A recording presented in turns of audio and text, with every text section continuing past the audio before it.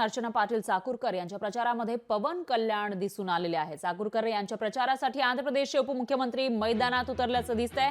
Road show दरम्यान मराठीमधून त्यांनी जनतेशी संवाद साधला, तर मराठी भाषेबद्दल अभिमान सुद्धा व्यक्त केला।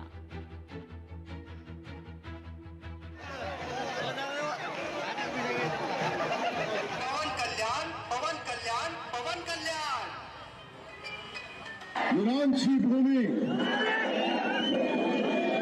या भूमीतल्या छत्रपती शिवाजी महाराजांना, संतांना, वीरांना नमन। आणि माझ्या लाडक्या बहिणींना, लाडक्या भावांना प्रेमपूर्वक नमस्कार। लोकशाही मराठी ऐका, पहा, जागरूक रहा।